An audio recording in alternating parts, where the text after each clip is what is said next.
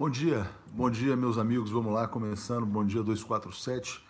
Hoje, como vocês veem, cenário novo, estou no hotel. Por quê? Porque vamos fazer nosso encontro em Porto Alegre. Muita expectativa, um pessoal muito carinhoso, então realmente muito bom estar aqui hoje para um encontro que vai ser histórico. Vamos ter entrevistas importantíssimas, vai ser uma grande surpresa para todos.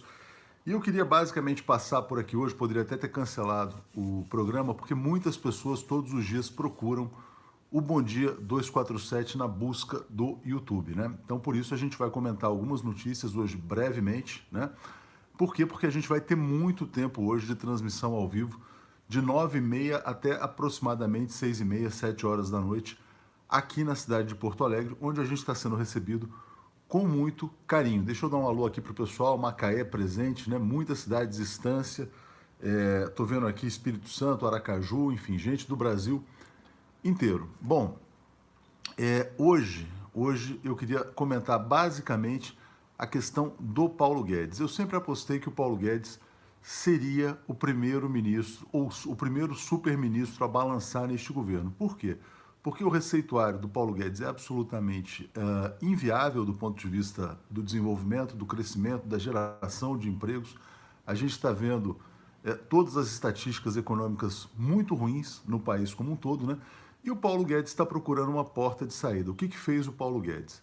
Deu uma entrevista para a revista Veja, que hoje é absolutamente controlada pelo sistema financeiro, né? Então a gente tem uma publicação que não é oficialmente controlada pelo Banco BTG Pactual, mas é indiretamente, porque quem controla a Editora Abril é uma pessoa associada ao BTG chamada Fábio Carvalho, e o Paulo Guedes concede uma entrevista em que ele fala Previdência ou morte. Ele diz o seguinte: bom, se a Previdência não for aprovada, eu pego o avião e vou embora para outro país. Aliás, coisa que o próprio ex-presidente Lula já havia dito, que o Paulo Guedes pode a qualquer momento se mandar ir embora para os Estados Unidos. O que disse o Bolsonaro? Qualquer um pode sair a qualquer momento, né? E aí o que fez o Paulo Guedes ao longo do dia? Recuou. Paulo Guedes disse: não, veja bem, estou totalmente comprometido com o desenvolvimento do país. O Paulo Guedes está percebendo que em pouquíssimo tempo a pressão sobre ele vai ser gigantesca. Por quê? Porque vão se acumular indicadores econômicos ruins, né, para o país, para a economia, e a reforma da Previdência vai ficar nesse chove não molha, né? Vai ficar ali, o Bolsonaro apresenta uma proposta, o Congresso renegocia, não vai ser a tal economia de 1 trilhão que ele propunha, e mesmo que fosse, né, já existe um consenso também no mercado financeiro, no mercado econômico, de que a reforma é incapaz de gerar desenvolvimento econômico no Brasil, né? O que fez o Bolsonaro, né? O Bolsonaro, mais uma vez, com a sua grosseria habitual, fez piada, né, ironizando o tamanho do pênis dos japoneses. O Bolsonaro disse o seguinte: se for aprovada uma reforma de japonês, porque outro dia ele tirou uma foto ao lado de um japonês e fez o gesto ali, né? Enfim, se for aprovada uma reforma de japonês, o Paulo Guedes pode pegar o avião e se mandar, né? Pode ir embora do país. Então, Paulo Guedes está talvez vivendo seus últimos dias, o que seria até uma boa notícia para o Brasil, né? Porque o Paulo Guedes realmente ele representa, né, o neoliberalismo na sua face mais perversa, né?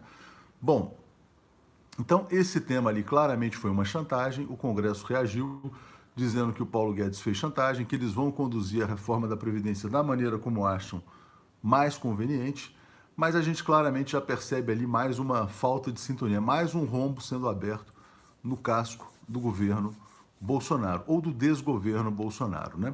Sobre o Bolsonaro, outro tema importantíssimo é a continuidade do tsunami, né? O que está acontecendo, né? Hoje, a manchete do jornal O Globo diz respeito ao Queiroz. O Queiroz pagou R$ 133 mil em dinheiro vivo aos médicos e ao Hospital Albert Einstein, né?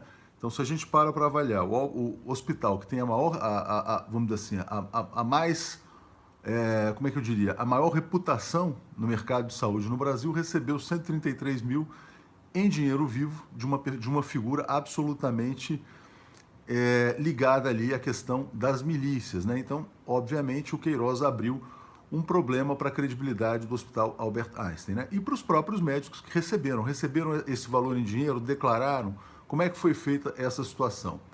Moisés está perguntando, mudou o horário? Não, não mudou o horário. Só hoje, excepcionalmente, eu avisei na comunidade às 7h30, porque a partir de 9h30 a gente transmite ao vivo o nosso encontro com nossos assinantes aqui na cidade de Porto Alegre. Eu estou em Porto Alegre e vai ser um encontro realmente muito importante, né?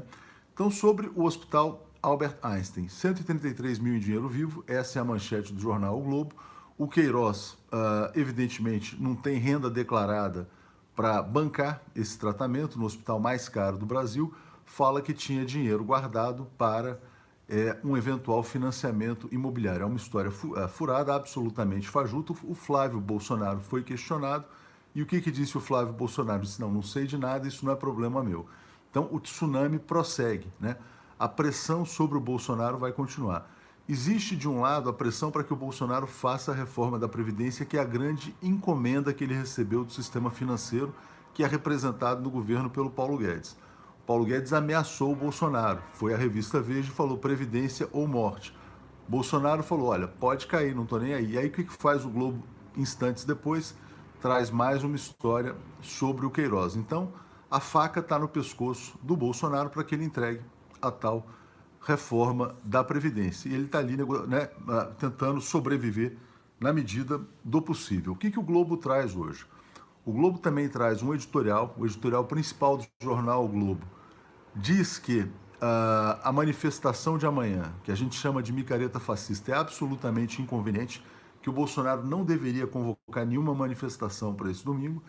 E a Miriam Leitão também publica um artigo muito importante que a gente vai destacar, em que ela afirma o seguinte, eu estou vendo aqui que a luz está muito ruim, a luz está no rosto, mas infelizmente é o que a gente tem no dia de hoje. O que a Miriam Leitão está dizendo? Ela está suplicando, está fazendo uma súplica ao Paulo Guedes para que ele negocie com o Congresso, para que ele abra uma negociação em torno da reforma da Previdência. Está dizendo, olha, Bolsonaro, negociar com o Congresso não é sinônimo de corrupção, não é velha política. Então, a Globo está tentando gastar suas últimas fichas em relação ao Bolsonaro para que ele faça a reforma da Previdência.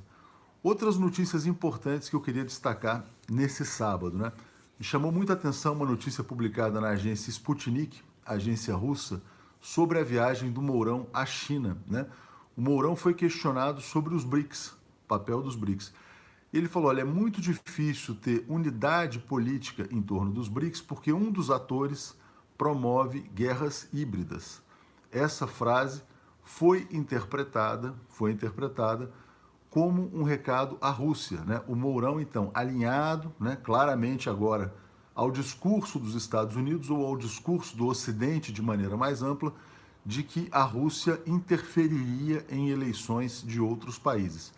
Obviamente, o que a gente sabe é que aconteceu o inverso. O Brasil foi alvo de uma guerra híbrida promovida pelos Estados Unidos contra os interesses nacionais, assim como a Ucrânia foi alvo de guerra híbrida, os países árabes foram alvos de guerra híbrida.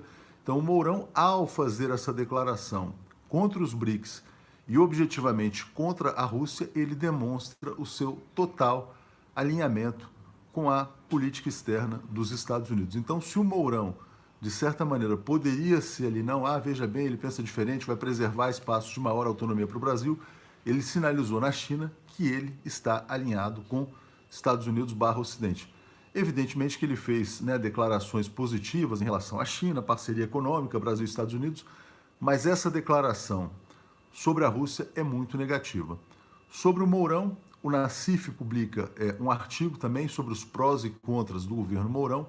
Ele fala que o Mourão é uma aposta de altíssimo risco, mas, pelo menos, ele impediria ou tentaria impedir, né, a destruição completa da economia brasileira. Fala o Nassif que o Bolsonaro representa um projeto de entrega do Brasil para as milícias. Sobre as milícias também há um outro documento importante, que é um documento do Ministério Público Federal, né, dizendo que o decreto das armas do Bolsonaro continua a ser um decreto inconstitucional e que favorece o crime organizado e as milícias. Ou seja, o que diz o Ministério Público?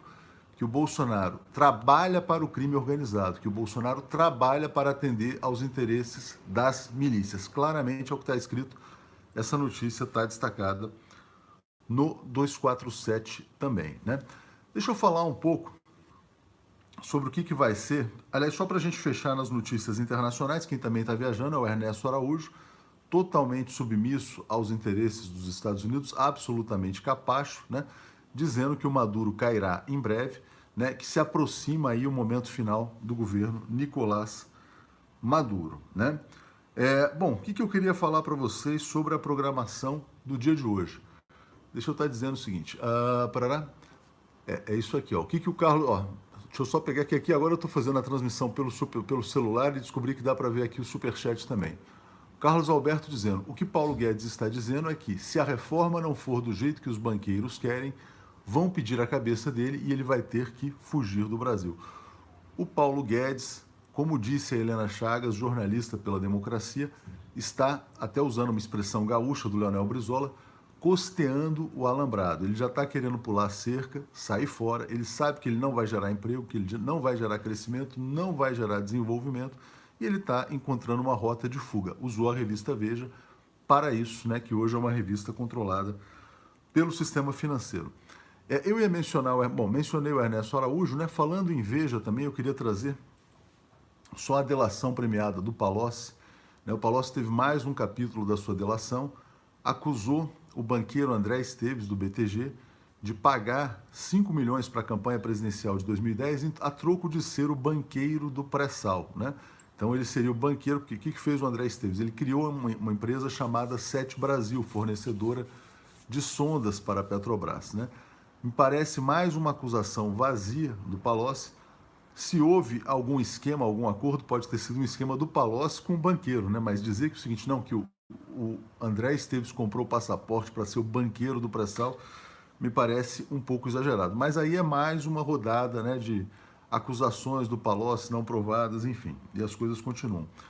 E acusa, evidentemente, como sempre, o ex-presidente Lula. O Lula, por sua vez, concedeu uma entrevista muito importante à revista Der Spiegel, que é a revista mais importante da Alemanha, e ele pôde mandar um recado muito claro. O que disse o Lula? Disse o Lula que Moro trabalhou para inviabilizar a sua candidatura, ou seja, o Moro atuou para viabilizar o projeto Bolsonaro desde o começo. O que o Lula insinua é que, de um lado, Dallagnol era totalmente vinculado ao Departamento de Justiça dos Estados Unidos e que o Moro, desde o início da Lava Jato, já atuava para, eventualmente, favorecer os interesses políticos do Jair Bolsonaro, de quem ele se tornou ministro. Bom, vou falar então rapidamente dessa nossa programação do dia de hoje aqui em Porto Alegre. O que a gente vai ter? Nós vamos ter vários jornalistas do 247. Quem está aqui? Eu, Gisele, Leonardo Estopa e o Gustavo Conde. Vamos estar participando de várias palestras aqui. Vamos ter também vários jornalistas gaúchos, né, que vão participar conosco. Então tem convidados interessantíssimos. Um deles, muito conhecido, é o Juremir Machado, Juremir, que todo mundo conhece, que escreveu o livro sobre o Getúlio, vai estar participando de um debate com a gente. O Carlos Latuf, que é nosso cartunista, vai estar aqui também. E vários representantes da política local. Então vamos entrevistar ao vivo o Henrique Fontana, o Paulo Pimenta, a Maria do Rosário, né? E hoje vamos ter também uma grande entrevista com a ex-presidente Dilma Rousseff. Então queria convidar todos vocês que acompanhem esse encontro do 247, que vai ser histórico, muito importante aqui em Porto Alegre. E vamos ter também pessoas aí do PSOL, né? Vamos ter aqui o Pedro Ruas, que é deputado estadual, muito importante aqui em Porto Alegre. Vai ser muito, muito, muito interessante este evento. Então, basicamente era isso. Eu só não queria passar em branco aqui no dia do Bom Dia 247, né? Eu sei que tem muitas pessoas que, ao longo do dia, tentam saber do noticiário a partir do 247. Então, eu queria trazer essas informações e dizer que o dia inteiro hoje vai ser dedicado à transmissão do nosso encontro, né? Cláudio Alves dizendo, começando mais cedo, só hoje, excepcionalmente, 7h30, né? E a partir de 9h30, 10 horas no máximo, a gente já vai estar transmitindo o encontro aqui de Porto Alegre. Gente, obrigado, desculpa aí pela situação improvisada, a luz está muito forte aqui no rosto, mas era só para passar o recado das principais notícias do dia de hoje.